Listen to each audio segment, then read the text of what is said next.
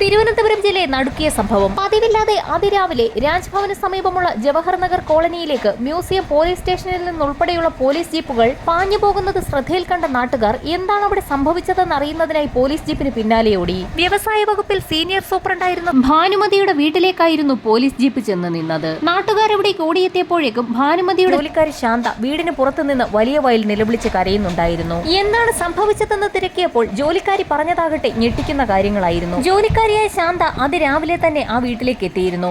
പതിവില്ലാതെ പാലും പത്രവുമൊക്കെ വീടിന് പുറത്തു കിടക്കുന്നത് അപ്പോഴാണ് അവരുടെ ശ്രദ്ധയിൽപ്പെട്ടത്. പ്രധാന വാതിൽ ചാരിയിട്ടേ ഉണ്ടായിരുന്നുള്ളൂ. അകത്തു കയറിയ ശാന്ത ഹാളിൽ ഒരു സോഫയിൽ ചാരിയിരുന്ന് TV കണ്ടുകൊണ്ടിരിക്കുന്ന ഭാനുമതിയെയാണ് കണ്ടത്.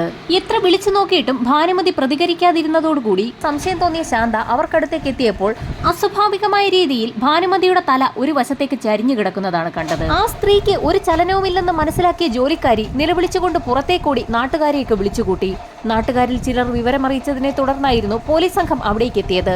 സ്ഥലത്തെത്തിയ പോലീസുകാർ വീടിനുള്ളിലേക്ക് കയറി. TV ഓൺ ചെയ്തു വെച്ച നിലയിലായിരുന്നു. തുറിച്ചു നോക്കുന്ന കണ്ണുകളുമായി ഭാനുമതി സോഫയിൽ TV കാണുന്ന രീതിയിലാണ് ചരിഞ്ഞു കിടക്കുന്നത്.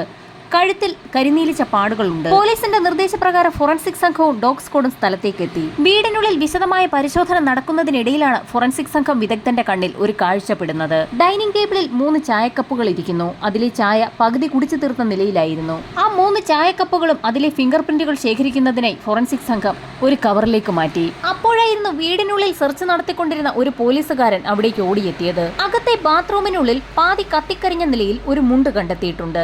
ബാത്റൂമിനുള്ളിലിട്ട് മുണ്ട് കത്തിക്കാൻ ശ്രമിച്ചിരിക്കുകയാണ്. എന്നാൽ നനവ് കാരണം അത് പൂർണ്ണമായി കത്തിയിട്ടില്ല. വിദഗ്ധ പരിശോധനയ്ക്കായി അതും തൊണ്ടിമുതലായി സ്വീകരിച്ചു. കൂടുതൽ എന്തെങ്കിലും തെളിവ് ലഭിക്കണമെങ്കിൽ പോലീസ് നായയുടെ സഹായം കൂടിയേ തീരൂ. SIയുടെ നിർദ്ദേശപ്രകാരം ഡോഗ് സ്ക്വാഡിനെ രംഗത്തിറക്കി. മൃതദേഹം മണത്തു നോക്കിയ പോലീസ് നായ ആ വീടിനുള്ളിലൊക്കെ ഒന്ന് പരതിയ ശേഷം പുറത്തേക്കിറങ്ങി. റോഡിലേക്ക് ഓടിക്കയറിയ പോലീസ് നായ അവിടെ നിന്നും വെള്ളയമ്പലം ഭാഗത്തേക്കാണ് പോയത്. വെള്ളയമ്പലത്തെത്തിയ പോലീസ് നായയ്ക്ക് തുടർന്ന് മുൻപോട്ട് പോകാൻ കഴിഞ്ഞില്ല.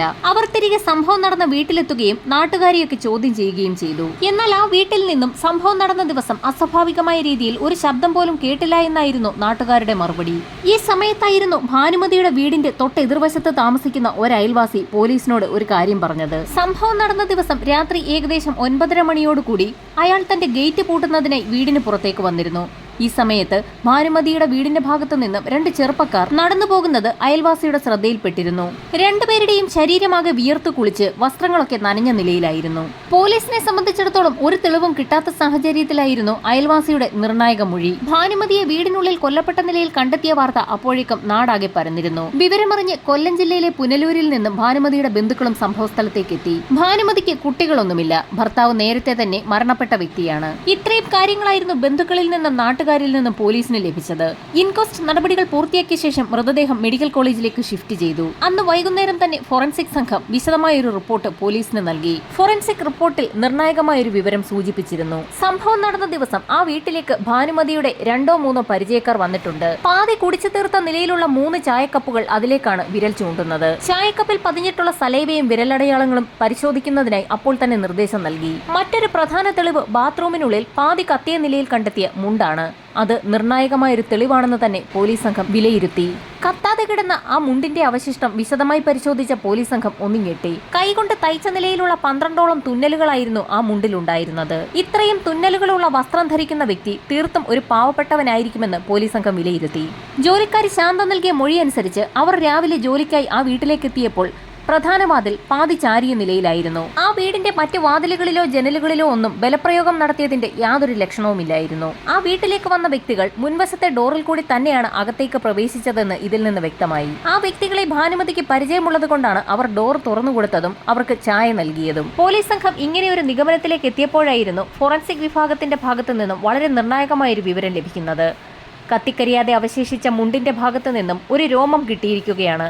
വിശദമായ പരിശോധനയിൽ 20-ൽ താഴെ മാത്രം പ്രായമുള്ള ഒരു യുവാവിന്റേതാണെന്ന് വ്യക്തമാവുകയും ചെയ്തു. തിരുവനന്തപുരം സിറ്റിയിൽ ഭാനുമതിക്ക് പരിചയമുള്ള യുവാക്കളെപ്പറ്റി അന്വേഷിക്കുന്നതിനായി ഒരു സംഘം പുറപ്പെട്ടു. ഭാനുമതിയുമായി ബന്ധമുള്ള വ്യവസായ വകുപ്പിലെ ഉദ്യോഗസ്ഥർ, അയൽവാസികൾ എന്നിവരെയൊക്കെ കേന്ദ്രീകരിച്ചായിരുന്നു അന്വേഷണം. ഈ സമയത്താണ് പോസ്റ്റ്മോർട്ടം റിപ്പോർട്ട് പുറത്തുവരുന്നത്. പോസ്റ്റ്മോർട്ടം നടപടികൾ പൂർത്തിയാക്കിയ മൃതദേഹം സംസ്കരിക്കുന്നതിനായി ബന്ധുക്കൾ പുനലൂരിലെ വീട്ടിലേക്കാണ് കൊണ്ടുപോയത്.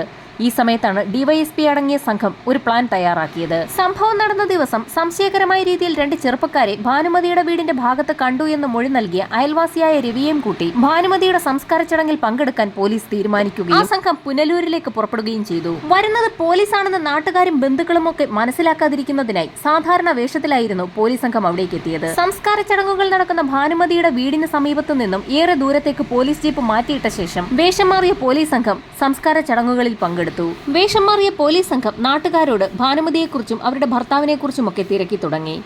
ഭാനുമതിക്കും ഭർത്താവിനും ജോലി കിട്ടി തിരുവനന്തപുരത്തേക്ക് പോയ ശേഷം അവർ വല്ലപ്പോഴുമൊക്കെ നാടായ പുനലൂരിലേക്ക് വരാറുള്ളായിരുന്നു. ഭർത്താവിന്റെ മരണം സംഭവിച്ചതോടുകൂടി പെൻഷനാകുന്ന സമയത്ത് തന്റെ സമ്പാദ്യവുമായി പുനലൂരെത്തി ഒരു വീട് വാങ്ങി അവിടെ താമസമാക്കാൻ ഭാനുമതി തീരുമാനിച്ചിരുന്നു. ബന്ധുക്കളോട് വിവരങ്ങൾ തിരക്കുന്നതിനിടയിൽ അവർ അറിയാതെ തന്നെ കുടുംബത്തിലെ ഓരോ അംഗങ്ങളുടെ പ്രായവും അവരുടെ ജോലിയുമൊക്കെ പോലീസ് ഉദ്യോഗസ്ഥർ രഹസ്യമായി രേഖപ്പെടുത്തുന്നുണ്ടായിരുന്നു. അന്വേഷിച്ചറിഞ്ഞ വിവരങ്ങളുടെ അടിസ്ഥാനത്തിൽ ഭാനുമതിയുടെ കുടുംബത്തിൽ 22 വയസ്സിൽ താഴെ വരുന്ന 10ഓളം ചെറുപ്പക്കാരുണ്ടെന്ന് കണ്ടെത്തി. വിശദമായ അന്വേഷണത്തിൽ അവരിൽ 4 പേർ ഗൾഫിലാണെന്ന് കണ്ടെത്തി.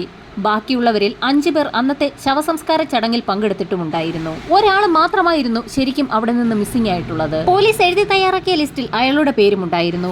ബിജു എന്ന പേരുള്ള ആ ചെറുപ്പക്കാരൻ വളരെ ചെറുപ്പത്തിൽ തന്നെ വിവാഹിതനാണ്. അയാളുടെ ഭാര്യയോട് ബിജുവിനെ കുറിച്ച് അന്വേഷിച്ചപ്പോൾ അയാൾ എന്തോ ചില ആവശ്യങ്ങൾക്കായി എറണാകുളത്തേക്ക് പോയിരിക്കുകയാണെന്നും ഉടൻ മടങ്ങി വരുമെന്നും പറഞ്ഞു. ഏറ്റവും അടുത്ത ബന്ധുവിന് മരണം സംഭവിച്ചിട്ട് പോലും ബിജു എന്തുകൊണ്ടാണ് നാട്ടിലേക്ക് എത്താത്തതെന്ന് ഭാര്യയോട് ചോദിച്ചെങ്കിലും മരണാനന്തര ചടങ്ങുകൾക്കുള്ള എല്ലാ സഹായവും ഇന്നലെ ഈ വീട്ടിൽ ചെയ്തതിന് ശേഷം ബിജു എറണാകുളത്തേക്ക് പോയതെന്നായിരുന്നു ഭാര്യയുടെ മറുപടി. പോലീസ് ഉദ്യോഗസ്ഥരിൽ ഒരാൾ ഉടൻ തന്നെ ബിജുവിനെ കുറിച്ച് അവിടെ കൂടി നിന്ന ആളുകളോടൊക്കെ തിരക്കി തുടങ്ങി. അപ്പോഴായിരുന്നു കൂട്ടത്തിലൊരാൾ നിർണായകമായ ഒരു വിവരം പോലീസിനോട് പറയുന്നത്.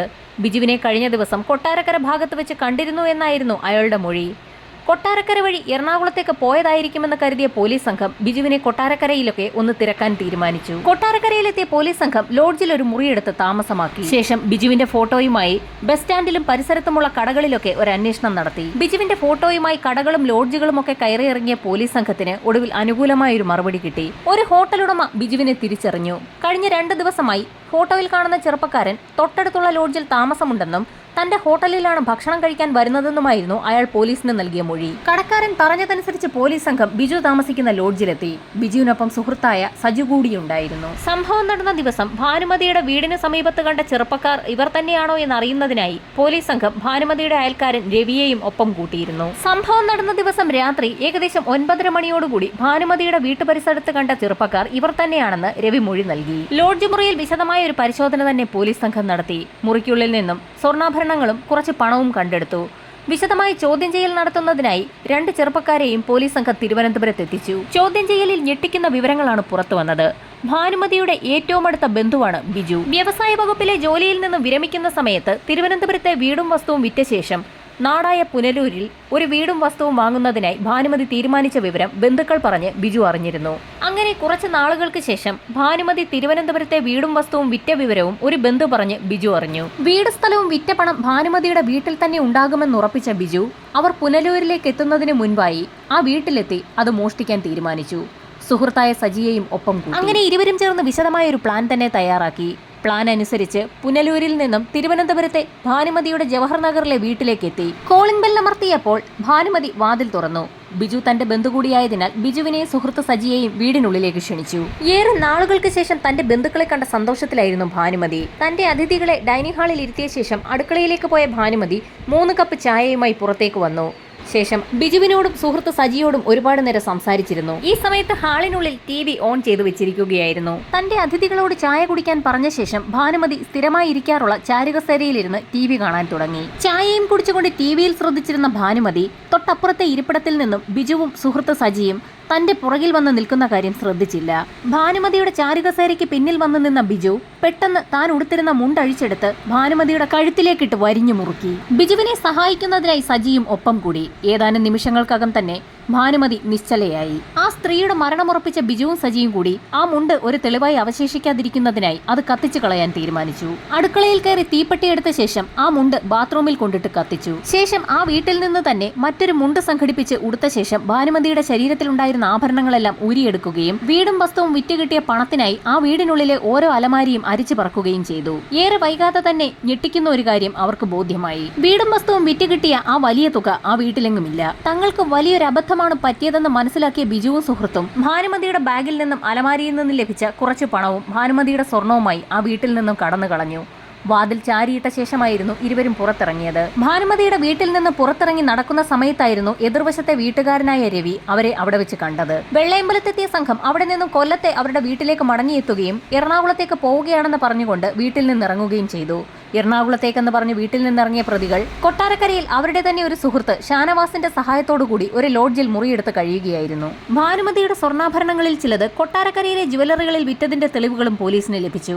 ഈ കേസിൽ ഏറ്റവും നിർണായകമായത് പാതി കത്താത്ത നിലയിൽ ബാത്റൂമിൽ അവശേഷിച്ച ബിജുവിന്റെ മുണ്ടാണ്. കൊലപാതകം നടന്ന് 72 മണിക്കൂറിനുള്ളിൽ തന്നെ പ്രതികളെ പിടികൂടിയ പോലീസ് സംഘം വിശദമായ കുറ്റപത്രം തയ്യാറാക്കി കോടതിയിൽ സമർപ്പിച്ചു. കൂട്ടുപ്രതിയായ ഷാനവാസിന് 5 വർഷത്തെ ശിക്ഷയും മറ്റ് 2 പ്രതികൾക്കും ജീവപര്യന്തം കഠിന തടവും കോടതി വിധിച്ചു. തിരുവനന്തപുരത്തെ നടക്കിയ ഭാനുമതി കൊലക്കേസിൽ 72 മണിക്കൂറിനകം പ്രതികളെ പിടികൂടിയ പോലീസ് സംഘം പ്രത്യേക പ്രശംസ നേടി.